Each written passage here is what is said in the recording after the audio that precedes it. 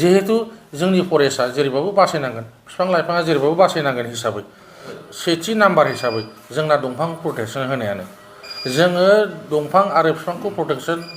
होनायानो आरो जोंनि सेफगार्ड होनायानो जोंनि मेन डिउटि बिदि सोरबाया जुदि गोसो जादोंब्ला दा सिंजों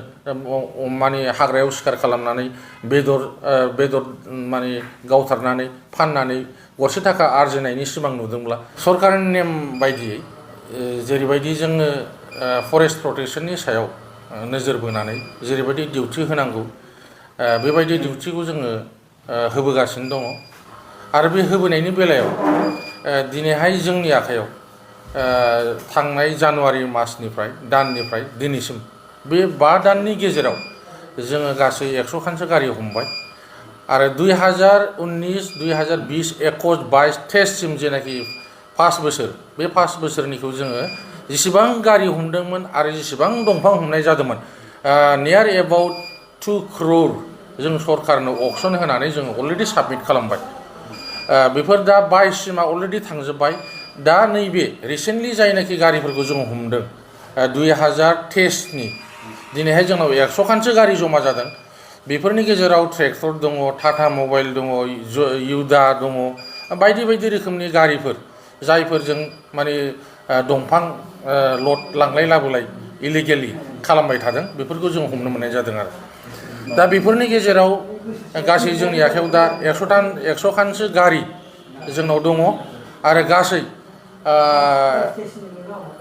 100 खाननि गेजेराव गासैहाय जोंनाव 300 CMसो दंफां जमा जानानै दं आरो बेनि गेजेराव माखासे थांखांबाय आरो माखासे दा लड जानो गोनां दंबावो दा बेफोर गासिबो दा अक्सन प्रसेसआव लासै लासै थांजोबगोन दा बेफोर गासिबो जोंनि स्टकआव दङ जोङो फरेस्ट डिपार्टमेन्ट जोंनि पावार एन्ड फांसना जोङो सेथि नाम्बार हिसाबै जोंना दंफां प्रटेक्सन होनायानो जोङो दंफां आरो बिफांखौ प्रटेक्सन होनायानो आरो जोंनि सेफगार्ड होनायानो जोंनि मेन डिउटि जोङो कुनु पद्धे जोंनि फरेस्ट डिपार्टमेन्टआ डाइरेक्ट अर इनडाइरेक्टलि जों कुनु पद्धे जोङो दंफांजों कमप्रमाइज खालामनायाव गैया आरो जों खालामा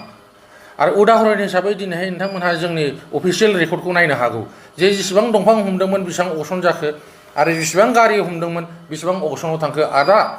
आरो दा जोंनाव बेसेबां आखायाव दङ बेखौ नोंथांमोनहा खेबनानै लांनो हायो मोनसे खोथा सार दिनै नोंथांमोना नांगौबायदि डिउटि खालामसेयावबो दंफां सिखाव खालामग्राफ्रा खालामगासिनो दङ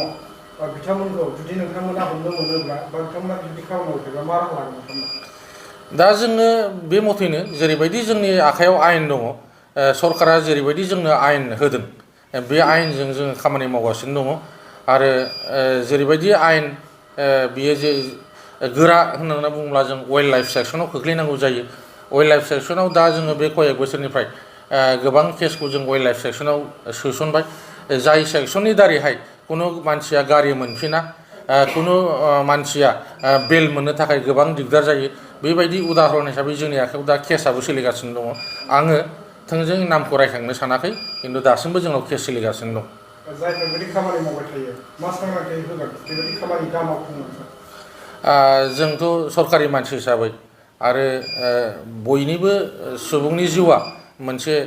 भेलु गोनां हिसाबै जों बेखौनो खावलायगोन जे फैगौ समफोरा गोरानिफ्राय गोरा जोङो सरकारा जों स्टेप लागासिनो दङ आरो जोङो आयेनखौबो गोरानिफ्राय गोरासिनाव जोङो बहायनो सेक्सन बसायनानै जों होनो थांगासिनो दङ जिहेतु जोंनि फरेस्टआ जेरैबाबो बासायनांगोन बिफां लाइफाङा जेरैबाबो बासायनांगोन हिसाबै दा बेखायनो आं खावलायनो सानो जेन' जोंनि मानसिफ्रा दंफां दाननानै फाननानै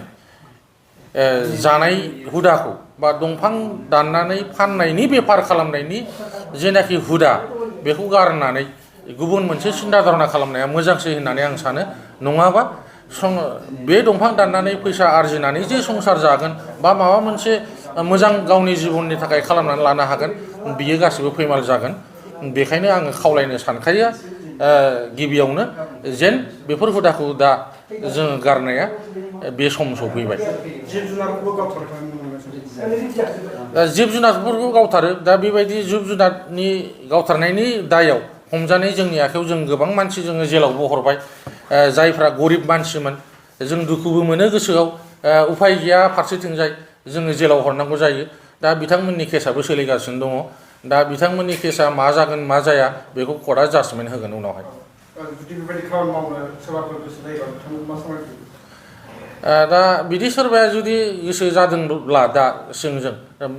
माने हाग्रायाव सिखार खालामनानै बेदर माने गावथारनानै फाननानै गरसे थाखा आरजिनायनि सिमां नुदोंब्ला बेयो फैमाल सिमां होननानै जों सानो बियो मोगथाङाव मालाबाबो जाफुङा गावनि जिबनखौ खैफोदावसो खोख्लैनाय जागोन बेबायदि खामानिनिफ्राय गोजानाव थानांगौ बेबायदि खामानिनिफ्राय गोजानाव थानायानो मोजां